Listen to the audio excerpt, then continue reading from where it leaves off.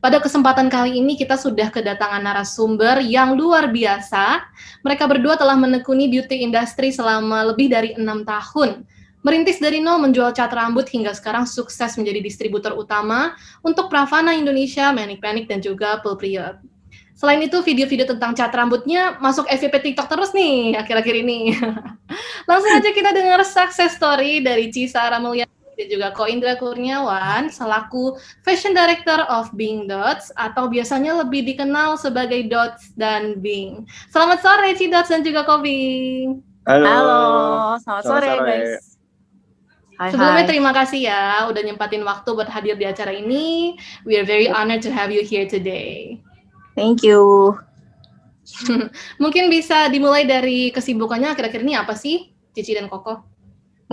Lagi sibuk banget ngurus salon, karena kita emang lagi nge-build salon dan belum 3 bulan, jadi masih lumayan chaos, kayak sistemnya belum rapih gitu. Jadi benar-benar kayak 80% benar-benar fokusnya lagi ke salon, dan sisanya ya masih kayak biasa ngurusin bisnis yang lain-lain, kayak gitu. I see.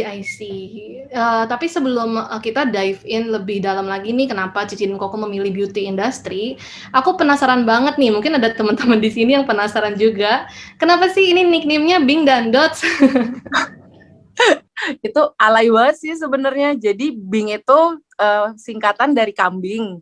Karena dari dulu ketika kita usaha bareng 10 tahun lalu, itu tuh kita jarang mandi gitu loh, saking bener-bener sibuk gitu kan. Jadinya bau, terus aku bilang ke dia kalau dia tuh kambing. Terus ya dia manggil aku Bandot, jadinya Bing and Dot gitu. Jadi kambing Bandot, dan itu sampai sekarang gitu. I see. Soalnya kalau dari namanya kan Sarah Mulyani, Indra Kurniawan, nggak ada Bing dan Dots sama sekali gitu kan. Soalnya kemarin muter otak gitu, iya.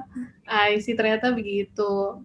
Yep. Terus gimana sih Ci awalnya kisahnya jadi entrepreneur? Apakah langsung emang jadi di beauty industry gitu, menjual cat rambut atau gimana awalnya? Awalnya ini baru aku cerita dari awal ya. Ini kayak akan take time gitu. Karena pertama banget kita mulai usaha itu justru 10 tahun lalu, dimana berarti udah 11 tahun sih tahun ini. Dan itu tuh awalnya kita berdua tuh jualan baju keliling. Itu benar-benar door to door, kita jalanin tiap hari selama beberapa bulan. Dan dari situ lanjutnya kita pernah jualan tahu bulat gitu di bawah kolong jembatan Roxy, kalau kalian tahu. Dari tahu bulat, kita juga pernah jualan casing handphone, jadi resellernya orang. Terus kita pernah jualan baju Bangkok, kayak buka PO baju Bangkok gitu. Terus banyak sih ya macam-macam deh, sampai akhirnya kayak 7 tahun lalu berarti itu kita mulai terjun ke beauty industry. Pertama banget kita jualan itu Manic Panic waktu itu, cat rambut, begitu. Tapi kenapa bisa ganti-ganti gitu Ci awalnya? Tadi kan katanya jual tahu, terus jadi jual casing HP gitu. Kenapa sih pindah-pindah dan gak ada yang benar-benar mendalami di bidang itu gitu? Karena memang bangkrut sih, bahasa paling gampangnya ya, itu bangkrut. Pertama banget kita jualan baju door to door, itu sebulan penghasilan kita paling maksimal tuh 35.000. Dan 35.000 itu kan tentunya nggak cover apapun lah bahasanya kayak gitu. Cuma bisa beli baju lagi untuk nextnya, begitu terus sampai akhirnya karena kita kan kayak loper kredit kan, basically dari rumah ke rumah nawarin baju kayak gitu. Dan banyak yang beli barangnya tapi akhirnya nggak bayar gitu. Sampai akhirnya kita bangkrut, kita gulung tikar. Terus dari situ pindah ke tahu bulat, awalnya tanpa modal. Jadi Bing tuh ngebujukin si pemilik tahu bulatnya itu untuk boleh nggak kita kayak semacam reseller gitu loh. Kita jualan dulu di bawah kolong jembatan itu tadi, pokoknya setiap hari laku, baru kita kayak bayar kan modalnya, kayak gitu. Nah dari situ setahun lebih ada ya kita tahu bulat ya. Setahun lebih, tapi akhirnya juga bangkrut. Bangkrutnya karena cabang kita yang paling gede kan yang di Roxy. Tapi digusur karena waktu itu ada pembangunan something lah ya, yang mana akhirnya kita digusur. Dan dari situ sempat kayak morat-marit, cabang-cabang lainnya nggak bisa nge-cover it up, terus ya udah kita bangkrut lagi begitu. Jadi bisa dibilang kayak ganti-gantinya tuh basically karena emang gagal, karena emang bangkrut kayak gitu sih. I see, berarti perjuangannya keras banget ya untuk sampai di titik ini hari ini. Betul. Keren banget. Tapi sebelumnya memang Cici dan Koko ini ada kerja kantoran kah? Atau gimana? Aku dulu waktu lulus SMA ada nyoba lamar jadi guru kumon. Oh ya? Iya, Emang cuman itu emang doang. jago menghitung gitu kok?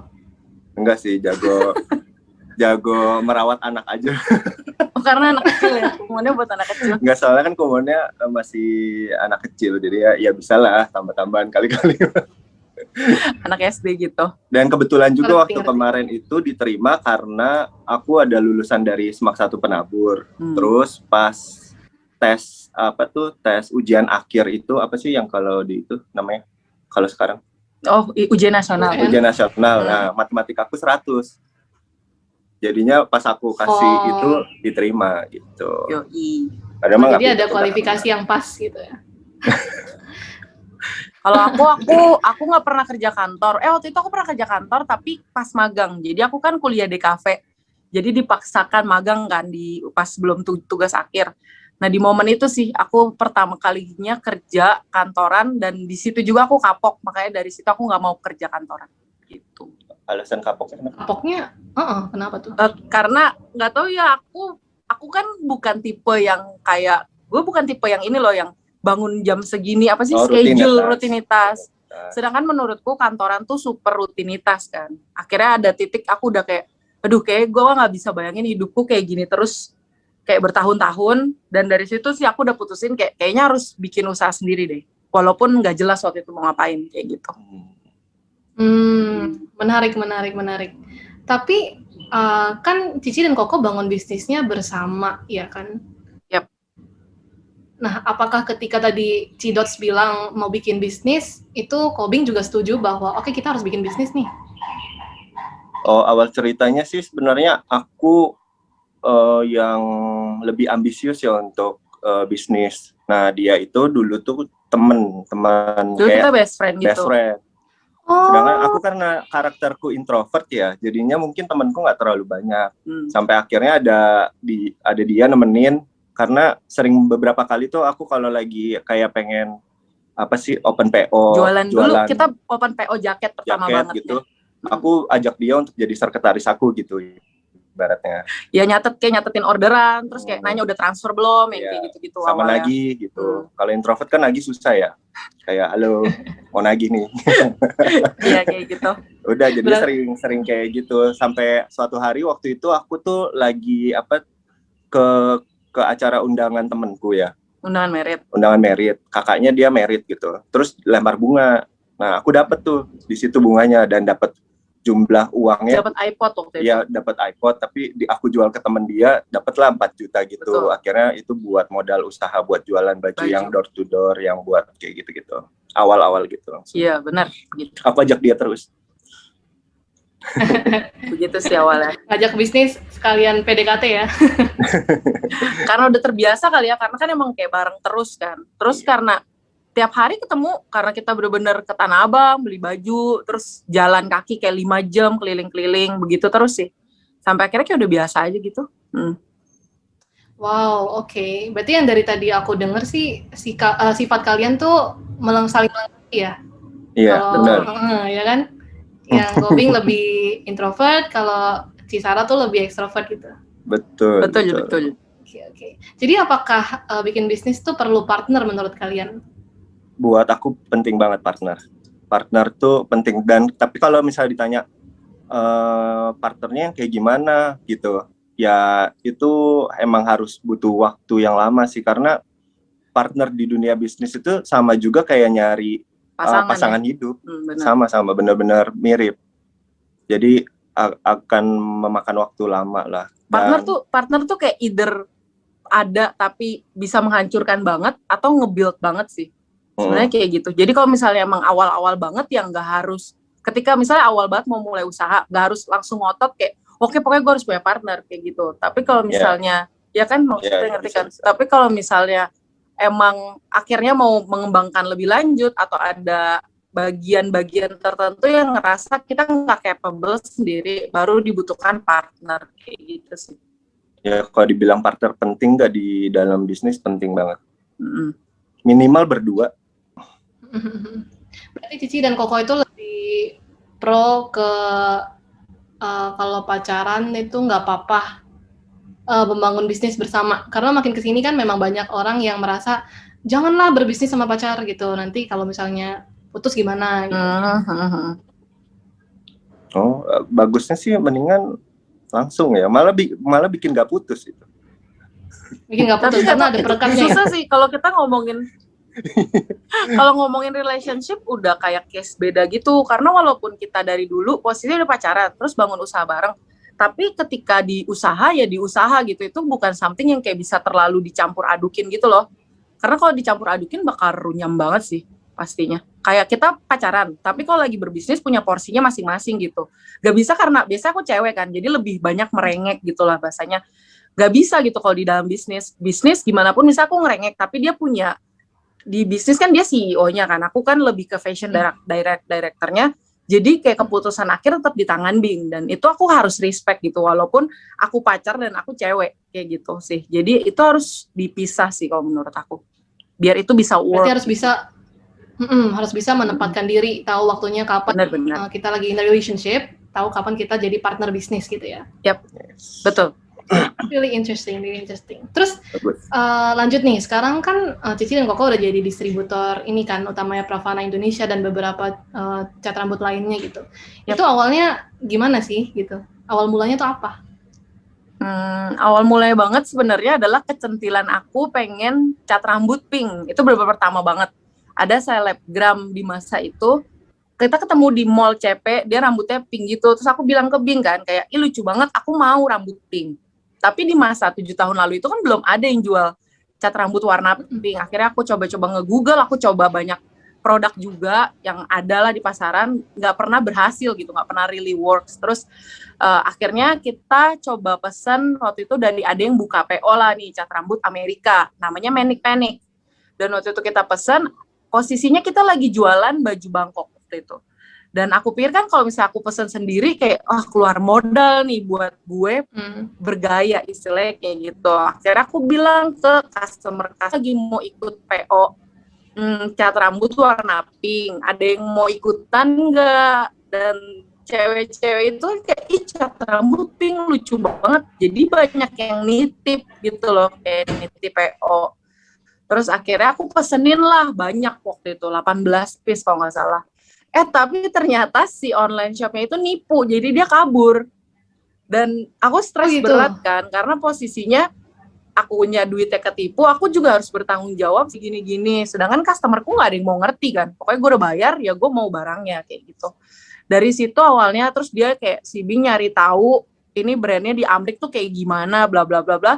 Akhirnya kita beraniin diri tuh pertama order untuk menuhin gantiin barang orang, sebenarnya kayak gitu. Dan pas barangnya datang, kita coba dan works kan, memang jadi pink gitu rambutnya. Dari orang yang sedikit ini, akhirnya malah nyebar orang-orang temen-temennya yang lain kayak, kamu jual cat rambut warna pink ya? Mau dong ada warna apa aja, kayak gitu-gitu. Dan awalnya kita buka PO terus, kayak PO untuk 30 orang, PO buat berapa orang kayak gitu. Sampai akhirnya udah kayak beberapa bulan kemudian, orderannya udah banyak, udah hampir ratusan. Dan udah dari situ si pihak Manic-Panicnya yang kontak kita untuk mau nggak jadi distributor di Indonesia. Awalnya banget kayak gitu. Wow, berarti awalnya tuh dari word of mouth gitu ya, dari orang ngobrol ke orang lain gitu, kayak ini ada cat rambut bagus nih gitu. Iya benar, karena unik sih produknya. Karena 7 tahun lalu kayak benar-benar sulit deh untuk nemuin cat rambut warna-warna fashion di masa itu gitu. Bahkan di salon juga nggak ada sih. Belum ada ya kayaknya 7 tahun lalu ya. Kayak cuman ada warna-warna kayak coklat. Merah itu pun jatuhnya kayak maroon brown gitu kan biasanya. Begitu. Oh, berarti termasuk ini ya, produk yang langka gitu di Indonesia. Betul. Iya, 7 tahun lalu ya. Bisa dibilang 7 tahun lalu produk kita tuh produk yang nggak ada marketnya lah ya bahasanya. Iya, karena bisa dibilang ada market. Iya kan nggak ada market. Karena kan nggak ada yang mau warna rambut warna hijau pink, 7 tahun lalu. Iya, kayak kuning, oranye. Waktu pertama banget aku bilang juga kayak ke mamaku, ke saudara-saudaraku kayak iya aku mau, gue kepikiran bisnis baru nih waktu itu dari yang baju Bangkok itu. Kayak gue pengen deh jualan cat rambut ini nih gitu. Terus kayak orang-orang tuh kayak, nggak salah lu yakin? Kayak siapa emangnya orang yang gila segila itu mau cat rambut warna hijau gitu loh, warna biru. Tapi waktu itu aku ngerasa ya aku mau gitu. Pasti adalah part market yang kecil itu yang sebenarnya mau tapi belum menemukan caranya kayak gitu. Dan ya udah awalnya basically dimulai dari market yang benar-benar kecil yang bahkan bisa dibilang saat itu nggak ada kayak gitu sih. Bahkan sampai ada yang bilang orang tua gila mana yang mau anaknya dicat rambut warna fashion gitu, warna biru. Gak akan ada yang mau gitu. Tapi ya karena kita suka ya bisa aja. Oke, kalau tadi kan Ci Dot sama Kobing bilang itu produknya Manic Panic kan. Tapi gimana sampai akhirnya sekarang itu produknya Pravana? Akhirnya ada satu customer entah dari mana gitu datang COD-an sama kita. Iya, datang terus ketemu sama kita, terus kita dia cerita kalau misalnya ada loh produk yang lebih dia bilang lebih profesional dibanding si Manic Panic kayak gitu-gitu. Terus dia yang sebutin tuh, kamu nggak mau jual, dia bilang namanya itu Pravana, dia bilang lebih ke teenager, anak muda. Ya anak muda, dia bilang meanwhile si Pravana tuh lebih ke professional use, salon use kayak gitu-gitu. Terus dia yang sugesin kan kayak daripada lu berantemin nih si Manic Panic rebutan gitu kan, kita sampai kasus lah waktu itu saat itu. Akhirnya kita coba konteks si Pravana dengan basic, kita emang pernah jualin Manic Panic 2 tahun dengan penjualan yang bagus gitu. Akhirnya pihak Pravananya baru kayak bales email kita gitu. Singapura, Thailand, pokoknya deket-deket. Mereka lagi keliling Asia gitu saat itu. Kita samperin, dan dengan kemampuan bisnis kita yang tidak terlalu baik ya, maksudnya tidak terlalu hebat-hebat banget, kita tetap coba gitu untuk meeting sama mereka. Dan puji Tuhan waktu kita lagi ngomong dan akhirnya bahasa Inggris kita juga pas-pasan banget gitu nih ya. Bener-bener banget. Terus abis itu disetujui kontraknya. Akhirnya kita jadi distributor Pravana. Dan dari situ udah kan kita udah punya 2 brand. Berjalan lagi beberapa tahun, tapi yang Manic Panic masih agak chaos lah. Nah kita mulai alihin lah tuh si marketnya Manic Panic ke Pravana, karena memang Pravana kan lebih, orang lihatnya lebih wow kan, karena apa ya, tag-nya lebih kayak professional use kayak gitu. Dan baru dari situ malahan si orang yang kayak nyabotase Manic Panic gak ngerti kenapa dia kayak having problem sendiri gitu, sampai akhirnya dia yang kayak langsung di-cut sama pihak Manic Panic-nya. Ya mungkin lebih tepatnya dia kan ngerasa Manic Panic laku karena Bing Dots bawa, jadi dia mikir dia juga bisa lakuin Manic Panic. Ternyata kayaknya sepertinya dia itu tidak bisa membuat Manic Panic jadi baik gitu di Indonesia, jadi penjualannya jadi menurun. Pokoknya singkat cerita tuh 5 tahun dari kisah itu tuh sambil ngebangun build Pravana, kita diterbangin ke Amerika itu. Dan akhirnya di momen itu Manic Panic di-sign kontrak untuk Bing Dots. Bener-bener akhirnya udah official, bener-bener yang udah gak bisa di-apa-apain lagi sama orang gitu. Iya. Dan udah baru kita official punya Manic Panic Pravana, dan dari situ ditawarin lah sama banyak brand lain. Ada Aiku, ada Invisible Bubble, dan Fomi. Kita punya banyak brand sekarang dan semuanya bergeraknya di hair industry, hair beauty industry kayak gitu. Pokoknya karena kejadian itu nama Bing Dots jadinya lumayan ada gitu di hair beauty industry. Yep. Wow, gitu. Wow. Tapi yang namanya bisnis ya selalu ada kompetitor ya. Tadi dengar Cici Koko cerita tentang yang Manic Panic itu.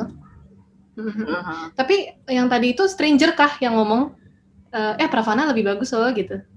Stranger. Iya, itu stranger, itu tuh customer kita sih. Jadi itu buat kita berdua ya, kita anggapnya itu more like mujizat gitu loh.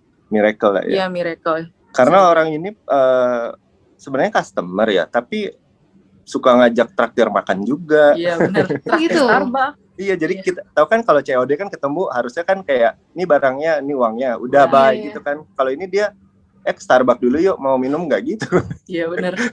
Terus akhirnya ngobrol-ngobrol.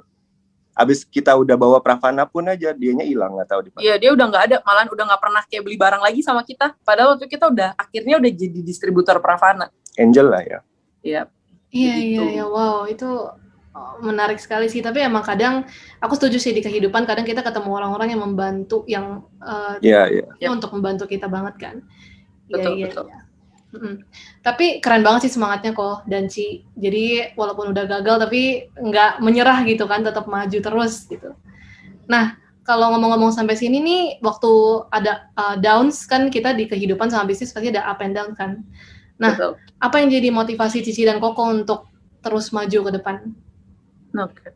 Kalau aku pribadi, mungkin karena aku terlahir bukan dari keluarga yang kaya gitu lah ya, sangat terbatas. Masa kecil aku benar-benar tinggal di sebuah gang kecil yang kalau banjir tuh kebanjiran, yang aku toiletnya juga di got depan rumahku kayak gitu. Aku tuh punya keinginan basic pertama banget tuh as simple as aku pengen keluar dari gang ini, aku pengen bawa orang tua aku keluar dari gang ini. Awalnya sebenarnya dari situ. Dan dari dream itu sih ngebuat aku ngerasa saat aku gagal, saat aku jatuh, bangkrut, misalnya kayak gitu, aku ngerasa saat itu belum tercapai nih dream yang aku mau gitu loh, visi misi yang aku mau, dream yang aku mau. Jadi ketika gagal ya aku punya tambahan power gitu untuk kayak oke, ya udah ini gagal, tapi kan ini gue belum mencapai juga apa yang gue mau gitu. Jadi kayak aku akan coba lagi, bangkit lagi dengan motivasinya supaya dream aku itu bisa tercapai. Kalau aku sih kayak gitu. Kalau dari aku sih sesimpel jadi entrepreneur itu mungkin udah passion aku jadinya. Yep. Jadi gagal, menang, lose atau itu semuanya kayak udah gak ada artinya lagi. Yang penting kayak di enjoy gitu ya setiap journey-nya. Kayak the game, permainannya kayak begitu, gamenya kayak begitu ya. Aku suka aja gamenya gitu. Begitu sih. Iya. Berarti tetap harus, kalau dari Cisara tadi berarti tetap harus ada tujuan akhir ya, end goal yang terus menyemangati along the journey, along the way. Dan untuk Ko Indra mungkin lebih ke enjoy aja ya ada di bidang ini, entrepreneurship gitu. Iya. Ya kebetulan aja passionku emang di entrepreneur mungkin. Bukan guru mat ya kok? Guru kumon. Itu waktu aku jadi guru kumon itu gajiku tuh per jamnya Rp4.300. Terus, oh ya, di masa itu? Iya, jadi seminggu tuh cuma boleh 2 kali dan 1 hari itu 8 jam. Jadinya kalau ditotalin sebulan, kalau pas lagi kan dikasihnya amplop kan kalau gajian. Jadi pas buka amplop tuh totalnya ya 230.000, ya beli martabak habis lah udah. Gawat. Cukup lah ya untuk bangun rumah, apalagi start a family gitu ya. Jauh banget. Tapi kalau masih muda memang harus begitu, kayak apa yang ada di depan dulu kita lakuin aja. Jangan terlalu berpikir pengen jadi entrepreneur, the big boss dan sebagainya. Apa yang ada di depan dulu aja, yang kecil. Ya, karena aku juga dari situ juga, dari awal, dari kecil, perkara kecil. Iya, kita harus sabar dengan segala prosesnya lah ya. Yes. Yep, true. Very inspiring sih, Ci. Nah, lanjut nih, kita kan ada di masa COVID-19 nih, 2020, 2021. Yep. Apalagi tadi Cici Koko bilang baru bangun salon gitu. Gimana cara untuk mempertahankan bisnis sih di masa-masa ini? Kalau aku rasa gimana ya, maksudnya setiap balik lagi di dalam usaha tuh nggak mungkin yang namanya sukses terus gitu. Pasti banyak banget hambatannya. Salah satunya hambatan gak terduga lah kayak gini, pandemi. Ini kan something yang nggak bisa diperkirain sama siapapun kayak gitu.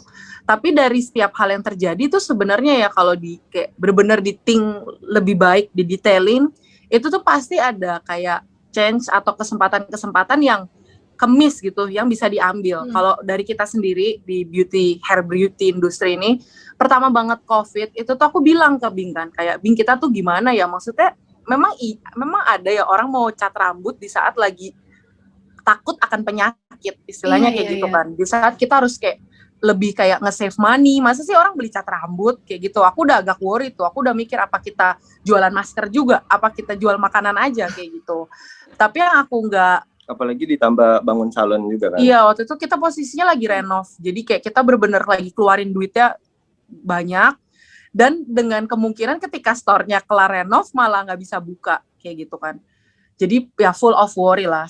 Sampai akhirnya tiba-tiba, malahan aku taunya tuh karena dari customer-ku waktu itu. Ada satu selebgram order cat rambut aku. Dan dia bikin tutorial make cat di rumah.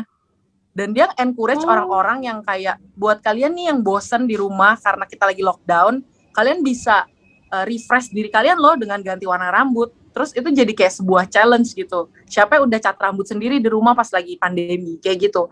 Dan di momen itu aku ngerasa kayak wow, gila ya, maksudnya banyak hal yang bisa terjadi karena bad things juga gitu loh. Kayak apa ya? Kesempatan ini justru muncul dengan adanya COVID. Basically bisa dibilang kayak gitu. Jadinya malah di momen itu penjualan kita naik kayak 40% lebih malahan. Jadi di saat orang-orang usahanya menurun, kita waktu itu sempat kayak naik up banget. Karena ya mungkin karena lockdown banyak salon tutup kan. Tapi orang yang ubanan atau rambutnya emang harus ditacap jadi order cat rambut. Terus ada lagi orang-orang yang bosen di rumah jadinya cat rambut. Terus jadinya ada orang yang kayak sama tambah lagi market yang sebelumnya belum ada itu anak-anak sekolah kan. Tapi gara-gara sekolahnya itu terus work from home. Jadi mereka cat rambut. Berani cat rambut. Gitu. Karena kan nggak masuk sekolah. Masuk jadi akal kan ya. Iya, jadi karena COVID harusnya kan mengalami penurunan, tapi ini aku puji Tuhan malah mengalami kenaikan gitu. Ya, kita kayak nambah new market malah bisa dibilang kayak gitu sih. Dan menurutku di semua bidang usaha tuh pasti ada begitu tuh, ada celahnya yang bisa diambil gitu dari setiap kejadian, basically kayak gitu sih. Dan aku pun ada contoh juga waktu itu temenku ini di beauty industry tapi muka, jadi dia jualannya alat make up kayak gitu-gitu. Dan dia juga bilang kan semenjak pandemi penjualan lipstick itu menurun jauh karena semua orang pakai masker ya kan. Tapi akhirnya dari situ dia malah fokusin jualan serum wajah. Kenapa? Karena orang lebih kayak di rumah, lebih rajin perawatan, pasti dong ya kan. Terus habis itu ketika pakai masker terus jadinya wajahnya lembab, terus lebih mudah berjerawat. That's why dia nemuin malah formula, ya gue lebih fokusin ke hair serum, face serum kayak gitu. Jadi banyak kesempatan yang sebenarnya masih bisa diambil gitu loh, di balik hal-hal buruk lah ya, termasuk pandemi gitu. Benar banget. Kita harus tetap life goes on lah ya gitu istilahnya, walaupun ada COVID-19 pun dan needs orang jadinya berubah, jadinya ada new segment nih, ada algoritma baru lah gitu istilahnya yang untuk kita teliti dan bisa untuk di dive in lebih lanjut lagi. Dan I can see that kalau kalian tuh kayaknya benar-benar passionate into the hair beauty industry gitu, bahkan ingin kalau lihat dari TikToknya juga ya, kayak pengen orang mempunyai rambut yang bagus, pede dengan dirinya sendiri gitu. Benar. Tapi tadi disebut juga kalau salonnya tuh private ya, jadi nggak open for public atau gimana?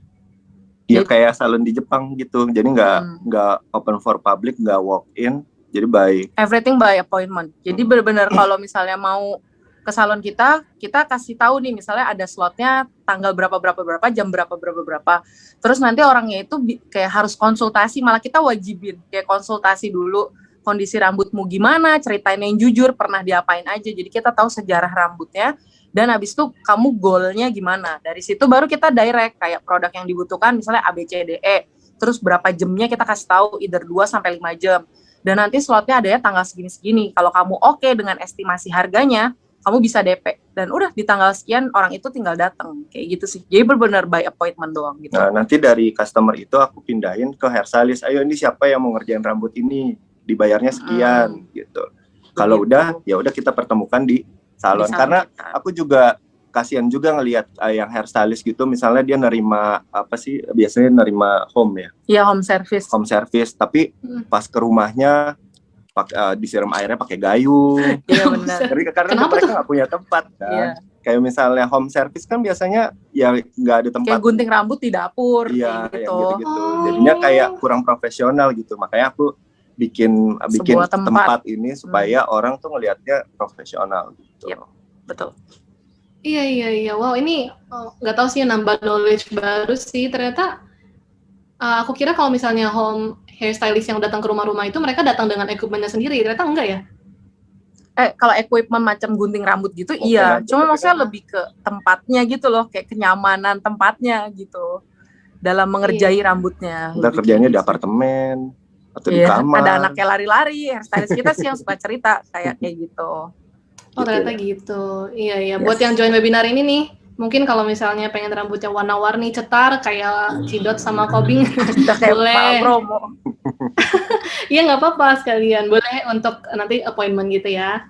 Yes. Nah, Cici Koko kan juga merintis usaha dari nol nih. Yang awalnya tadi katanya nggak ada knowledge bisnis sama sekali. Gimana sih caranya buat mengembangkan entrepreneurship skill?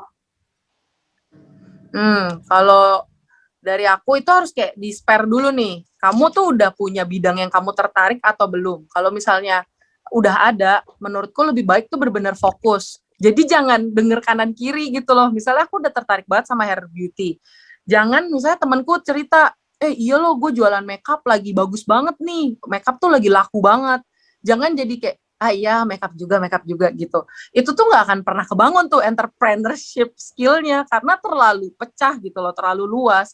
Jadi lebih baik fokus, tentuin dulu bidang apa yang kamu mau entrepreneurship, kemana nih arahnya. Dan dari situ udah fokus benar-benar pelajari tentang itu, mengenal marketnya di bidang itu, dan dari situ menurutku juga baik untuk kayak terjun, tau gak sih? Jangan benar-benar cuma kayak belajar, tapi nggak pernah action. Karena ya semua yang kalian pelajari nanti ketika udah terjun benar-benar ke dunianya itu tuh banyak banget perbedaan gitu loh. Yang kayak, kok gini, ini kok gini gitu.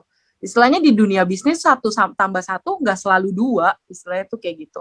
Jadi entrepreneurship itu harus ya dibangun dengan 1, fokus banget kamu maunya arahnya apa, terus kedua ya dilakuin gitu, dicoba, benar-benar langsung dites. Kalau menurut aku kayak gitu sih. I see. Berarti kita tetap harus cari interest ya. Skill. Yes. Iya, kayak jangan berhenti belajar gitu kan ya.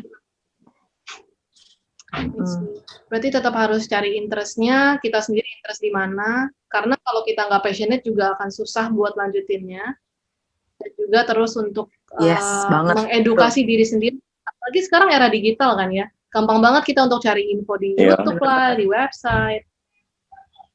Yes. Mulailah untuk hal yang kecil dulu supaya skill kita terasah dengan gitu baik. Ya? Benar-benar.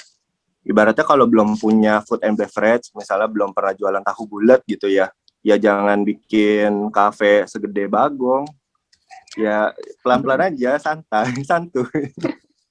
Istilahnya nggak ada yang instan sih, benar-benar nggak ada yang instan. Gak usah ada chef dulu, kamu dulu aja masak coba.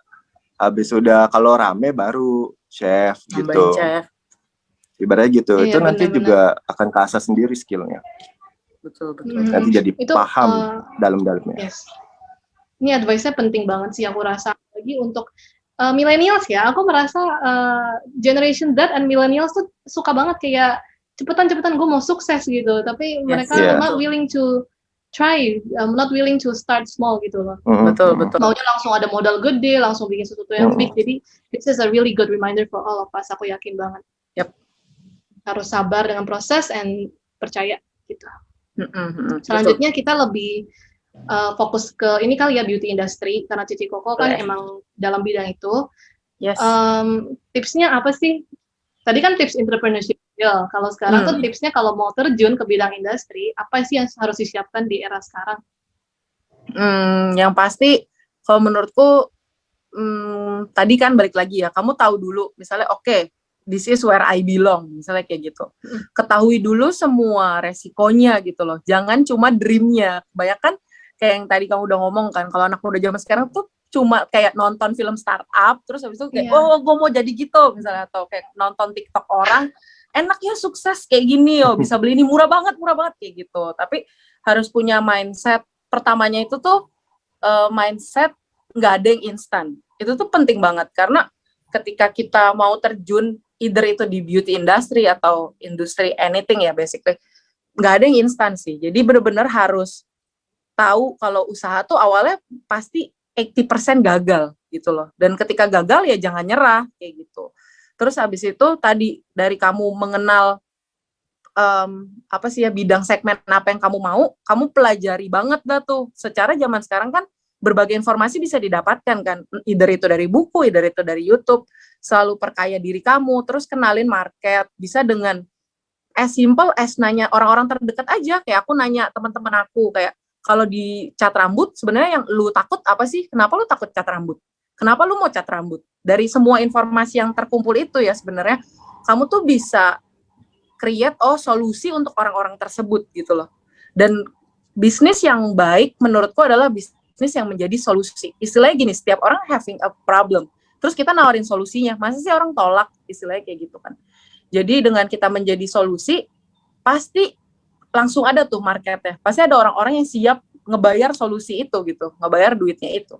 Jadi ya benar-benar pahamin market, pahamin problemnya apa, menjadi solusi, terus jangan pernah berhenti belajar, karena kadang ya market kita tuh jauh lebih pinter loh dari kita.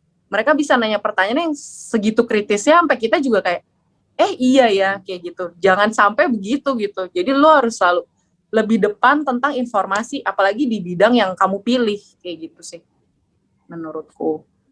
Setuju banget, setuju banget. Jadi sebenarnya ini advices-nya adalah applicable untuk semua bidang bisnis ya, nggak cuma beauty industry. Yes, betul. Oke, sekarang kita mau mulai masuk ke sesi Q&A nih. Aku ada pertanyaan.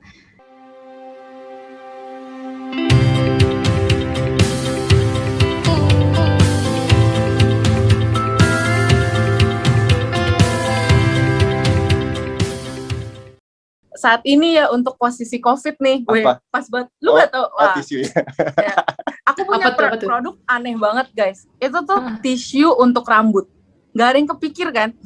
Jadi hair disinfectant tapi buat rambut. Dan itu tuh dulu ya, ketika ada produk itu aku kayak, siapa orang mau tisuin rambut? Ngerti gak sih? Iya. Tiba-tiba terjadi COVID kan, pandemi. Terus banyak cewek cerita dong ke aku kayak, sumpah Kak, aku tuh males banget tiap hari harus keramas. Tapi kan kalau kita keluar, pulang insecure kan, kayak kita tuh pasti nge-hand disinfektan, semprot lah, terus kita mandi. Tapi kan rambut kita sebenarnya juga keluar, ngerti gak sih? Rambut kita juga harus dibersihin. That's why orang kalau malam selalu keramas gitu loh. Dan orang cewek kan males kayak rambutnya panjang, aku harus keringin dulu baru tidur, kalau nggak masuk angin kayak gitu. Bener banget. Jadinya sekarang produkku yang bener-bener kayak super rare, tapi dan kayaknya nggak ada orang lain deh yang jual, cuma kita doang. Karena itu bener-bener hair disinfektan, dan dia bentuknya tuh tisu basah gitu loh. Jadi bener-bener kayak cuma digini-giniin, dikusek-kusek gitu, rambut kita bener-bener kayak hand disinfektan gitu. Dan nggak cuma itu, kadang tisu ini juga bagus kalau kalian misalnya lagi beli sate lah, iya, korbek gitu, karena kan pasti berasap, bau kan. Bisa pakai tisu ini karena gitu. Ada wangi-wangiannya juga. Yes, dan itu produknya kebayang nggak sih cuma tisu basah, jadi kecil, mudah dibawa kemana-mana, dan harganya murah. Ya, kalian nggak bisa nolak karena harganya kayak sekitar 7.000. Iya, benar. Jadi kalian kita tawarin itu di zaman sekarang pasti beli. Istilahnya itu kayak gitu. Ada yang nggak mau? Aku mau, aku tertarik untuk beli. Cewek tuh pasti kayak, mau daripada harus keramas terus tiap hari. 7.000 free ongkir lagi. Lewat shop. Yes. Aduh, berarti ini produk tisunya bisa dipakai untuk cowok juga nggak nih? Ya bisa. Nggak disarankan sih, ya udah cowok mandi aja. Jangan males lah ya, iya rambutnya udah pendek. Yes. Benar. Menarik banget. Jadi waktu diaplikasiin nih, aku penasaran, sorry. Jadi habis diaplikasiin dia nggak harus dibilas gitu? Iya, nggak usah. Bener-bener kayak tisu basah buat tangan, tapi ini buat rambut. Dan habis itu kayak didiemin berapa saat atau bersih. Begitu. Oh wow, oke. Ini langsung ada pertanyaan baru masuk nih mengenai tisu. Untuk purchase tisu rambutnya bisa lewat mana ya Kak? Tuh kan, kalian tidak akan menolak. Kalian pasti mau beli benda yang padahal nggak jelas banget ini. Ada 3 varian. Loh, kok jadi jualan? Oke. Kalau beli nggak apa-apa. 8 bisa diskon. Yes, bisa beli di Tokped, Shopee. Variannya apa aja? Nah, itu. Nggak tahu kan ya. Ada dry shampoo, terus ada yang perfume. Perfume lebih untuk kayak tadi sih, misalnya kita mau meeting mendadak tapi kita habis dari luar. Biasanya kan bau asap. Gojek. Ya, misalnya naik Gojek kan bau asap. Terus insecure tau gak sih kalau pakai helm Gojek, ya kan? Nah, bisa pakai si tisu ini. Itu variannya ada perfume, dry shampoo, sama antifreeze. Itu buat kayak ngerapin rambut kalau antifreeze tuh. Gitu. Jadi jualan. Wow.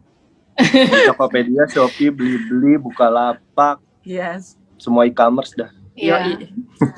Oke sih, semua e-commerce ada guys. Jadi sudah terjawab ini. Mending kalian beli dulu sebelum dia naik harga. Karena sebelum nanti terkenal banyak kompetitor ya kan. Aku sih abis ini mau beli. Yes. Lanjut. And next nih ada question juga nih dari Didi.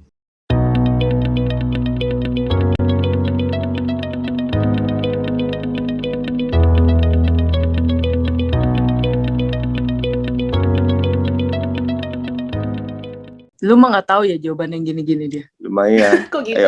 Cowok lebih kayak dingin gitu loh. Kita mah suka, kalau dari aku sih suka-suka aja, nggak ada duka. Ada banget lah, duka banget tahu. Karena kayak apa ya? Aku nggak tahu ini tuh termasuk keunggulan atau kelemahan ya. Tapi kalau kita berbisnis sama pasangan, yang mana tuh pasti nih, misalnya ada momen kita sebagai pasangan berantem kan, saling membenci gitu, terus kayak sudah mau menyudahi ini semua gitu. Tapi karena ada yang harus diomongin tentang bisnis, jadi mau nggak mau nggak bisa diem-dieman, tau gak sih?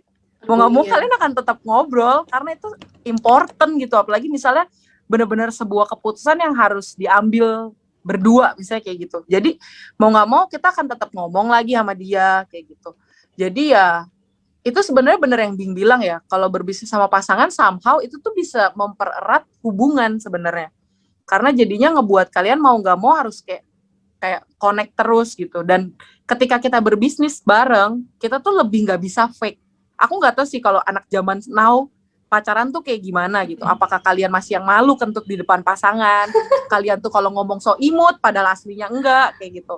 Tapi di dalam bisnis kan membuat kita jadi manusia yang lebih real, tau gak sih? Karena betul, itu semua berhubungan dengan uang gitu loh. Semua berhubungan dengan uang, mau nggak mau jadi manusia lebih real. Dan itu sangat bagus menurutku untuk relationship. Tapi ya susahnya ya itu, kadang tuh gimana pun namanya manusia, apalagi cewek, masih bercampur gitu loh. Jadi misalnya kita lagi berantem, jadi aku benci sama dia nih posisinya. Tapi harus ngomongin something about business, jadi nggak bisa diem-dieman. Tapi ketika ngomong juga sulit untuk netral kan. Pasti lebih kayak tetap ada kesel-keselnya gitu loh. Tetap kesel lihat muka dia kayak gitu-gitu. Jadi ya plus minusnya itu. Sama kalau memang akhirnya kita kayak break dulu gitu, bisnisnya tuh akan agak beberapa saat tergonjang-ganjing, nggak jelas gitu loh. That's why makanya balik lagi aku bilang pertama, butuh banget yang namanya profesionalitas walaupun relationship-nya di dalam bisnis juga gitu. Dengan pertanyaan terakhir tadi, sudah berakhir juga nih sesi webinar kita kali ini. Aku mau simpulin sedikit ya, mungkin kita bisa belajar banget dari banyak banget dari Cidot dan juga Kobing. Dan semangat entrepreneurship-nya, gagal berkali-kali, tapi tetap bangun terus sampai akhirnya bisa mencapai titik hari ini. Dan dari yang tadi aku dapetin sih, message-nya adalah tidak ada yang instan. Semua butuh proses, dan setiap choices itu ada konsekuensi. Jadi kita semua harus berpikir bahwa apakah kita sudah siap menjadi entrepreneur, sudah siap belum dengan all the late nights discussions, dan sacrifice lah happy-happy di kehidupan gitu untuk membangun bisnis. Juga dari aku juga belajar bahwa gratitude, humanity, itu penting banget karena kita itu sebagai entrepreneur harus punya jiwa untuk melayani. Kan seperti yang Cidos tadi bilang ya, kita tuh mencarikan solusi untuk orang-orang. Gitu. Oke lah, thank you banget Cidos dan juga Kobing sudah hadir di sini bersama kita. Aku yakin 250 peserta webinar hari ini juga belajar banyak banget dari Cici dan Koko. Thank you. Thank you. Oke.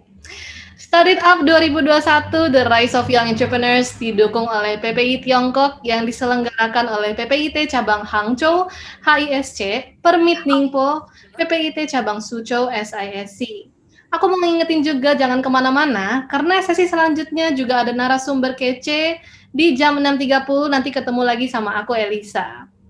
Kalian juga udah bisa loh mengisi link absensi yang telah diberikan panitia di kolom chat. Nah, untuk mendapatkan e-certificate, kalian minimal mengikuti 3 sesi dalam acara Start It Up, The Rise of Young Entrepreneurs 2021. Akhir kata, saya ingin meminta maaf bila ada salah kata, dan juga terima kasih sudah hadir di webinar ini. Saya Elisa, pamit undur diri, saya kembalikan ke MC.